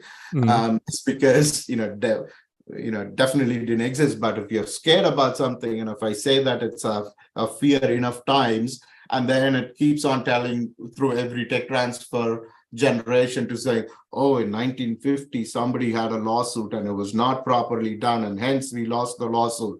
Big, no, so we need to do it. And so it's not realistic, because end of the day, you don't go to court. You don't do a patent process infringement from a university, right? I mean, how many infringement studies happen more in Europe? Not much. US, yes, there are a lot of lawsuits, but even then, patent infringement takes a lot of money and a lot of proof to do it. Rather, it's better to settle. And most people settle because either I spend $2 million and you spend $2 million on patent litigation, or I'm going to end up spending $2 million in royalties over the next 10 years. Let's do a cross-licensing agreement. It's much simpler to do, right? My advice to startup founders is, if you're a young startup and a big company sends you a cease and desist letter, that's the best validation you can ever get. Right? It's a 2-person company doing with one patent, and they're scared with what you're doing. Take that to either the VC or the biggest competitor. They will fund you because they've got a bigger patent fight going on. You will just be one more patent in that fight. So anyways, I digress on that. No, absolutely, absolutely. I mean, negotiation is always a good solution before taking it to the court, and most people are willing to settle it much easier. And it's often sometimes only renegotiating terms, so that somebody gets a chunk or a little bit of something. These patents are really an interesting part, especially of the AI part. What I was thinking when I read that post is, what if then startups start writing business plans with artificial intelligence? It's like just automated. I mean, you said the benefit of the patent system is to automate with artificial intelligence, to automate the process so that you make it just quicker. It makes sense in the patents because it's administration. The value that I see in writing business plans is not so much that you have a business plan at the end of the day, but to make sure that the startups need to go through the thought process and tackle at least every corner once, so that they get aware of, oh, we need a market, oh, we need customers, oh, we need some employees, where do we get the money from? And when we don't walk them through this process, I sometimes saw that they just had blind spots. They say, yeah, we developed the technology, and 2 years later they said, damn, we forgot about the customer, nobody wants to buy it. And Europe has a lot of these technologies. How do you see the value of artificial intelligence in writing business plans for startups? Look, so for me, I I'm going to sound like a old record, right? It's a brilliant tool, right? As long as you know what you're going to ask the tool, it'll help you, right? Just because I had a feather, the old quill and an ink pot, not that I'll become Shakespeare, right? You still need to have the skill set to write what you're going to write with it, right? AI is that tool. The large language models give based on what you want to query it, right? So that is absolutely, you can use it for any particular thing, provided it gives you that efficiency gain, right? Rather than sitting it and prompting it and saying, X, Y, Z, it's not going to help you. However, if it says, give me the list of every diagnostic company with their market share, the next last licenses from their 10Q reports, if you plug it in, and then it gives you it saves you reading 100 documents. That's brilliant, right? Or if I can plug it into every Nature publication to saying, hey, this is my molecule. Can you look at where else it is being looked at and what are the other alternative things? If it gives a summary, brilliant, right? So, you always look at what fears you have to now to become an entrepreneur. One of mine is to be an entrepreneur in my head is where I don't, or, I've given a lot of fear is you have to be the best manager of your own time, right? You have to manage accounts, sales, blah, blah, blah. You should have complete control on your life. I'm super chaotic, right? I need somebody to help me with manage it. Otherwise, imagine hiring, getting the contracts done for all of that seems a little bit for me daunting. But imagine if AI can fix those and give you as a crutch to say, hey, look, you're not good at accounts. This will manage automated sending for your invoices, follow-ups, building a sales pipeline. How do you qualify leads?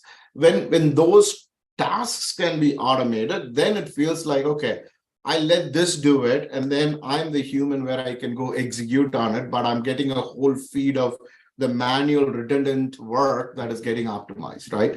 And for me, where AI in science is where I'm super optimistic, not necessarily the LLMs. It's like show gimmicky ones, right?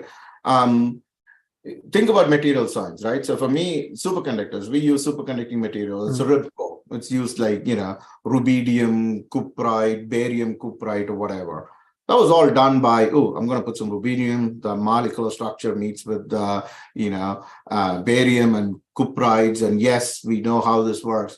If I have really good foundational models of materials, and then I can say, okay, here is YIPCO, here's RIPCO, these are what will be potential superconducting material combinations, or it's a super hard alloy because the system chucks on it.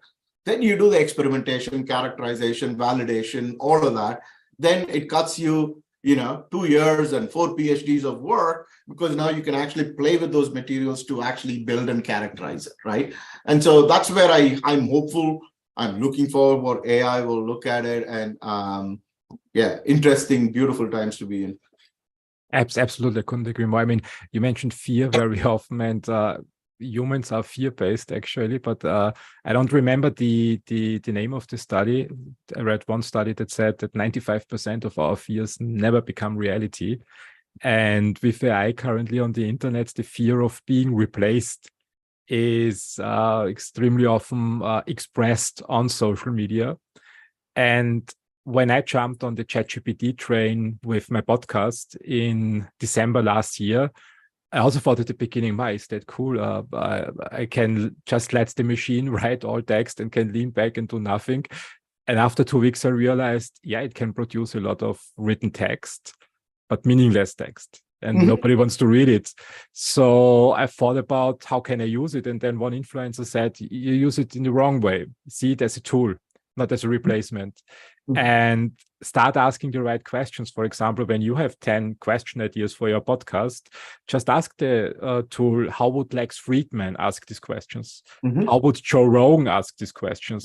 And then you get some ideas, and then you can start playing around and spark up your creativity.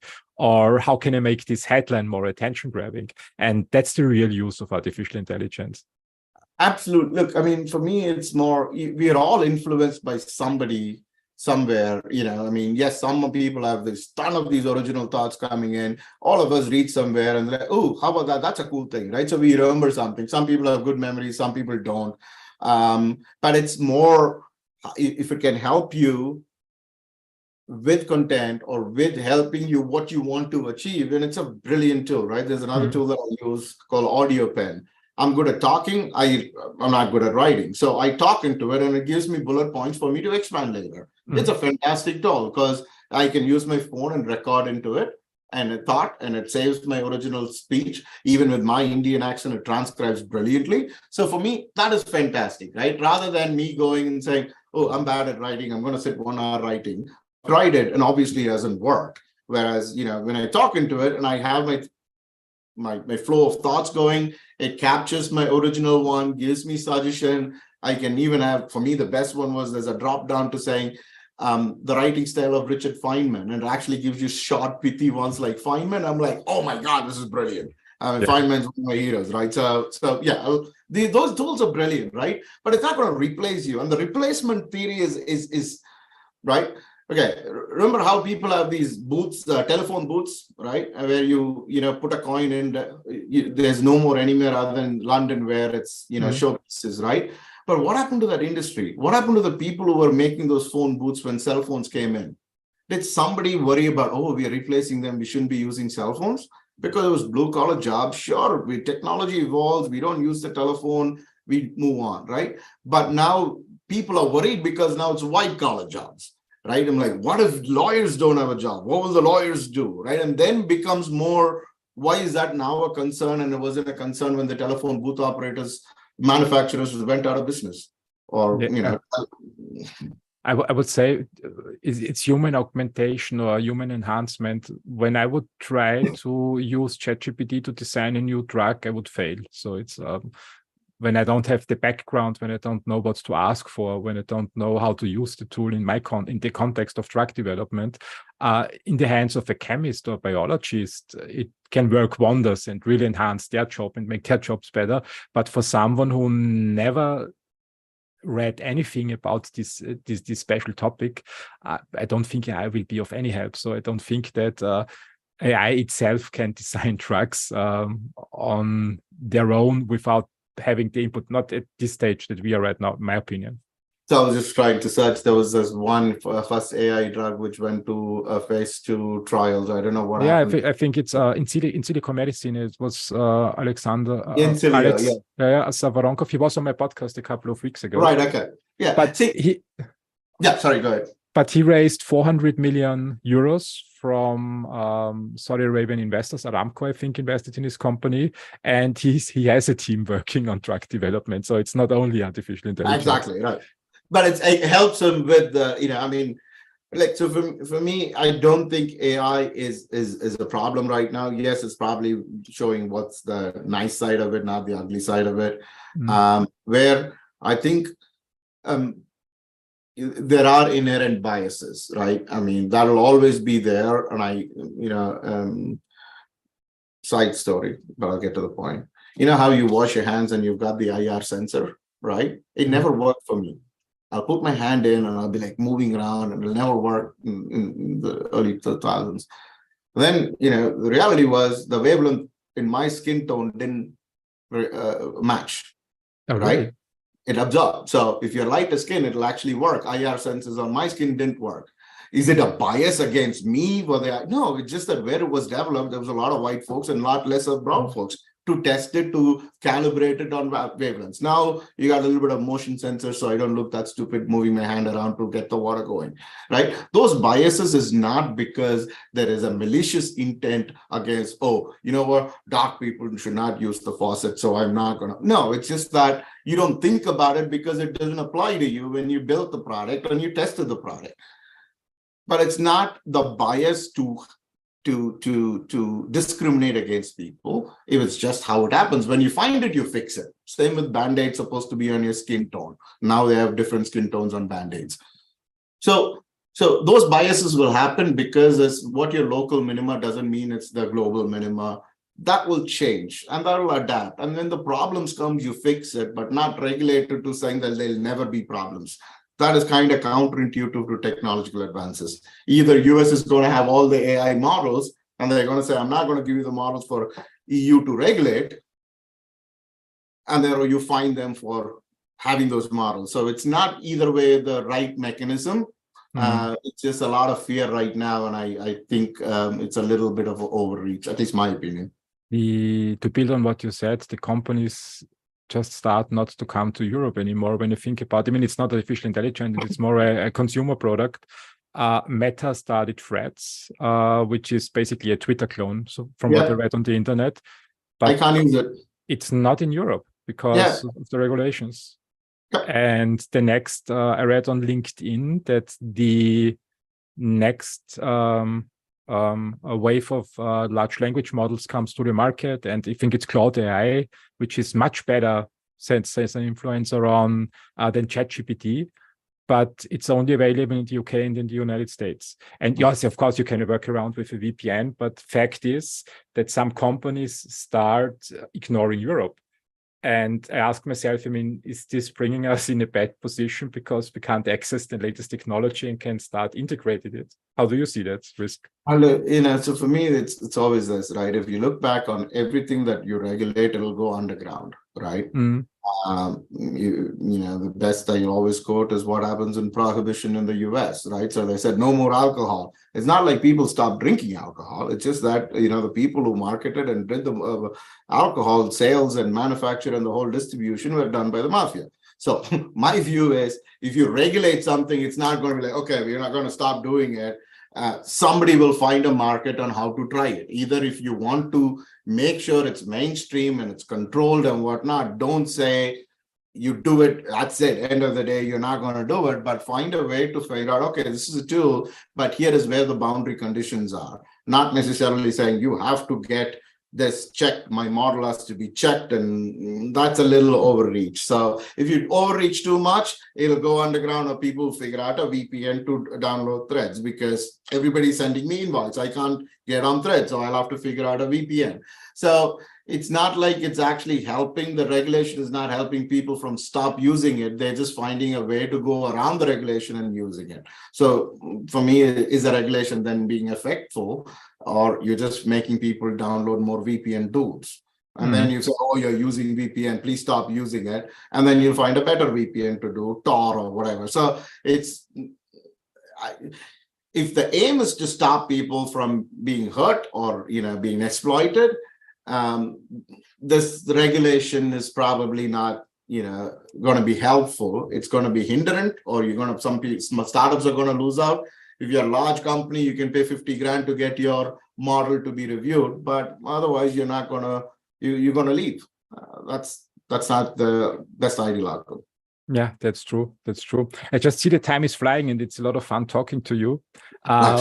We have 50 minutes. Let's talk a little bit in the last part of this recording about the future, your future. What's the future of the Venture Connect program? How do you define the future of it? How do I define the future of it, right? So one is, often people say like, oh, we can't do a different licensing model because it's non-existing, right? So for me, it's since I have the opportunity to say, here's a different way to do it, right?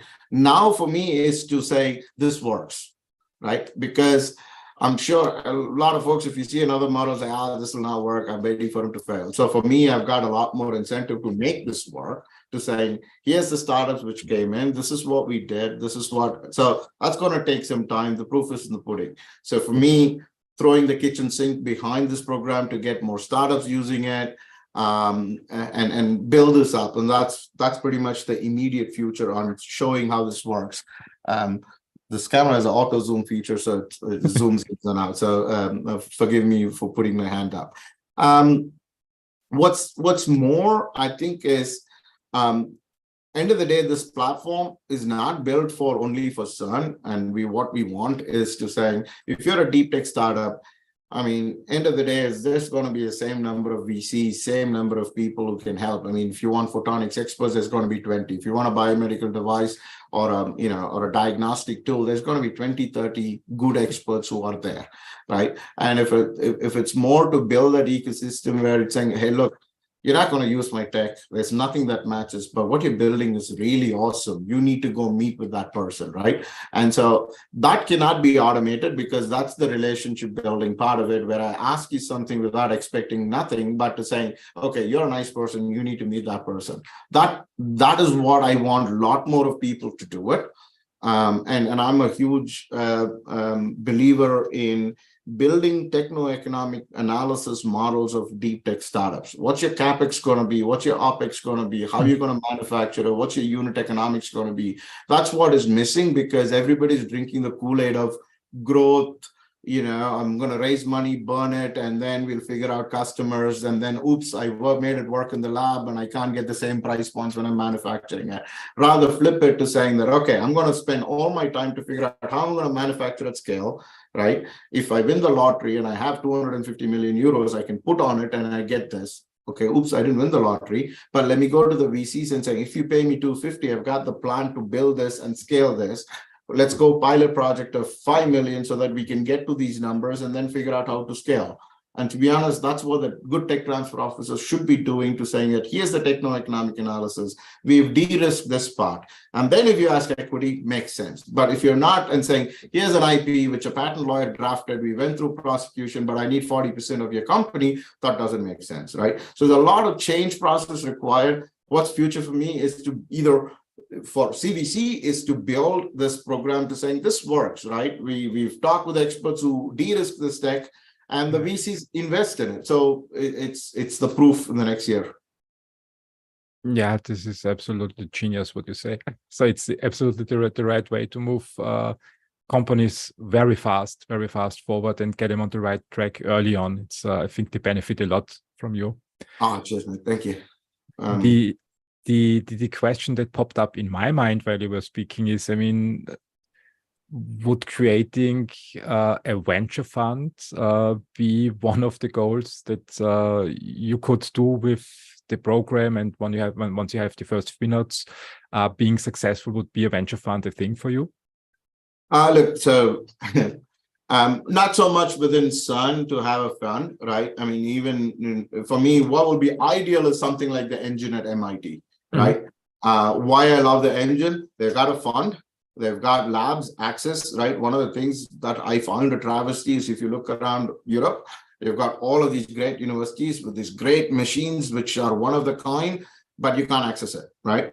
But what if you want to access it? Because most of the funding grants talks for the equipment, not a person to run it, right? If you have access to it and a fund to saying, here's a good startup, you've got a fab, make a wafer for them, we'll pay for that. That will be my ultimate goal of having like a engine at Europe, right?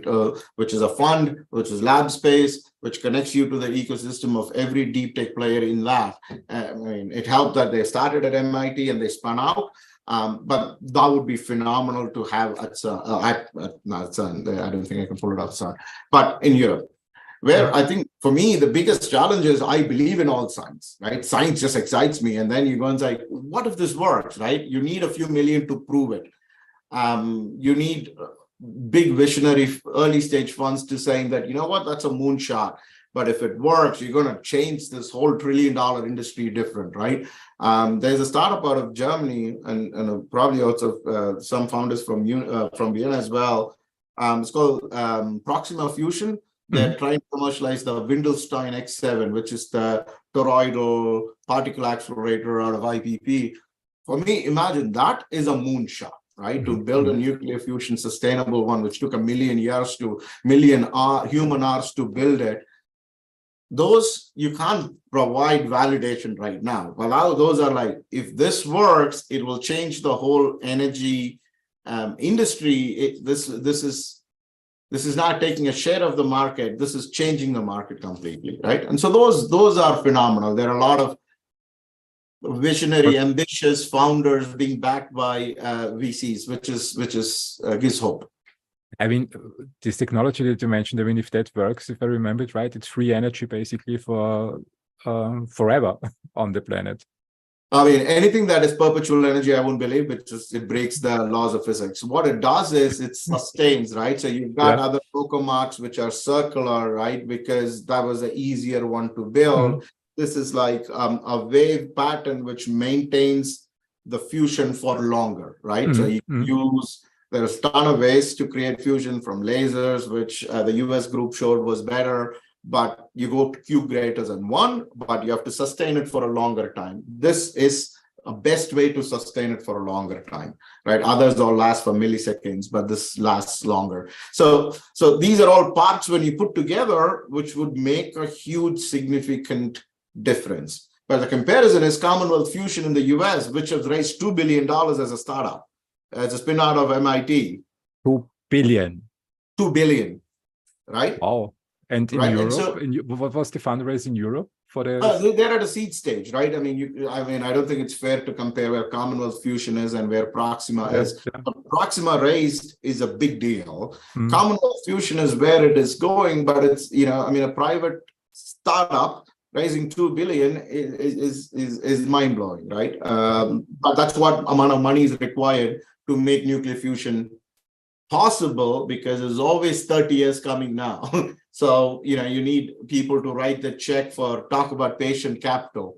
That defines me for that. So I've hope for it. Either more investors follow and do that here. Fingers crossed. Now times get better. The first spin out that I worked in was in 2006. It was a Novartis spin out with a Series A of 40 million, which was back in this time, 2006, I think the biggest round in 10 years. And when I hear 2 billion, yeah. It's not a one round. It's so far they cumulatively raised 2 billion. But people talk about $1 billion valuation. This is actual funds of 2 billion. That changes dynamics a little bit. But probably also milestone based, so it's not cash. Yeah, true. Look, but it's also backed at MIT. There's the particle research facilities plus the nuclear research facilities fully.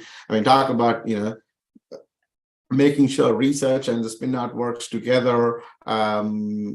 That for me is fascinating, and how the model worked and how things work. That would be ultimate hope that something like that at Europe happens. Yeah, hopefully. When I think about the entrepreneurs, very often scientists are first-time entrepreneurs and trying to build their first company. What is the advice that you would give them when you just had the chance to give one advice in 2 minutes? 2 minutes. All right, let's go. So for me, it's, always I tell scientists who are turning to entrepreneurs, don't worry about all of this business mumbo jumbo. That's the easy part, right? You've already worked out the hardest part, that is science, right? You can buy all of those services because there's enough and more people to do it. So, my throwaway line was, if Einstein came to me and saying, E = mc squared, kind of nice, but you don't know your cap table, it's kind of ridiculous, right? So you're good at what you do. I don't want you to understand cap table. Continue with the science, but here are the people who can help you with, right? If you want the best patent attorney, it's going to cost you only $10,000. You don't have to understand patent law, right? Seek experts outside of your realm. You are good at what you do. You're not good at everything. So find out who can help you and seek those people to help you with. The second piece of advice I always give is, I mean, that was something my boss used to do, and it's now common, right, as well, right? It's like good news comes in numbers, bullshit comes in adjectives, right? I mean, if you ask a good founder, how are you doing? It's like, sales are up 4%. I've got leads going on here. I raised 12 million, numbers. If they're not going good, how's going is fantastic. We are doing a lot of sales, and it's always adjectives, rocket ship growth, which means that you don't have numbers on there, right? So always stick with numbers, because you're a scientist, you know your numbers well. Stick with what you know, and always say, I don't know, when you don't know, because that's the je ne sais pas is probably the biggest lesson I learned. So those three things, which probably means that, it sets you up to ask help, but if the glass is always full, you're never going to ask for any other help. And even if you get help, you'll never fill in or you'll never absorb. So some founders, like for us, first startup, Reshape, founder, ex-staff member, 10 years at CERN, brilliant guy at, reliability engineering. He built the whole fault tracking systems at CERN, maintained it, whatnot. But he came, every time we said something, he'll go like, okay, that's a good idea. I'm going to go try it. For me, that is like phenomenal, right? You're super smart, you're humble, and you got fire and belly to go prove the whole world wrong. I mean, that's like my unicorn. We're throwing everything behind those folks to saying that, how can I help you to be successful? Because knowing fully I should be the footnote. And next time, so this is all the marketing I'm doing now. Next time, if you ask me to come for a podcast, it'll be one of the founders that I want you to talk to rather than me. I would be happy to do so. I mean, if you have founders to talk to, I get them on my show. I'm happy to host them. Perfect. I always stick with what my dad used to say is, the difference between boasting and praising. Mm-hmm. Only difference is who tells it, right? If I keep on telling I'm great, that's boasting. If a founder tells that, hey, I got help from them, that's praise. And if you ask me what my KPI is, more praises and less boasting. So if more people say, hey, this was good, we got help, thanks to them, I did this, or even not that, if they're successful and they go refer other people, that's the best validation, and that should be the best KPI. And social media and podcasts are the perfect tool to share those success stories. Man, if you're standing on a mountain, shout. And thank you for the opportunity to tell everyone what we do. And if you're a startup founder, if you look any tech on our website, feel free to reach out to us. Even if it's not a tech, reach out to us. If we can help, I can help. Else I'll say I can't. Actually, it's really great talking to you. And I'm pretty sure you have in 2 minutes other appointments. Let me ask you the final question. Is there anything open in the podcast? Anything that you would like to address? Not really, mate. I mean, for me, I think two things which I hope there are. It also changes from people's mindset, right? For me, it's what a science we do is fundamental science, right? Fundamental science doesn't translate into products immediately, and that's a very big mindset for people to understand, because everybody wants the shiny new thing to say, why is there not a Facebook or an Instagram coming out of CERN, right? But if you look back, I always keep telling the story repeatedly is, it started with the CCT, charge coupled device, to how to store a charge. Then that became when CMOS technologies came and became a sensor. Then you can put a lot of sensors behind a phone or into a package that will fit into a phone. And then Apple came, or Nokia, Ericsson before. And then Apple came in and sold a lot of devices with the camera. And then we, all being narcissistic, took photos of ourselves and saying, what do I do with all of these photos? I wish there was a place to put this up. Then came Instagram, then became $1 billion valuation and sold, right? We are at the CCD part. Right? And that was from there to there is 25 years in the making. All of the shiny things happened because there was inventions that enabled it to become a commodity that somebody else can package it and make into a product. Where most folks don't go behind that is, how did that sensor work? Who makes that sensor? That's probably a startup, but it's a little bit too much of tech to understand, and people just say, it's too much. Let me just focus on the shiny, posting the photograph. There's a ton of science goes behind. The scientists who do that require a lot of credit because they're the true heroes. Voila, done. 2 minutes. Absolutely. Completely agree to what you said. I mean, I think also mRNA vaccine, the first components were started in the 50s of the last century. And deep tech takes time, and we need science and scientists to evolve technology and society. Couldn't agree more. Cheers, man. I mean, glad to talk with a kindred spirit. Science is hard, and scientists are truly the heroes. And the more we celebrate, we'll get more scientists coming in, rather than saying, oh, you're wearing a lab coat and being in somewhere in an ivory tower and you have no reality. They are the folks who can actually help us solve all our challenges, from climate change to poverty to everything else. There is the only hope I have is on science. Absolutely. I totally agree. Ash, it's a pleasure talking to you. I love your CVC, your Venture Connect model. And I wish you all the best. And please keep telling people how to do tech transfer properly, that more science translates into products, that we can improve society much faster.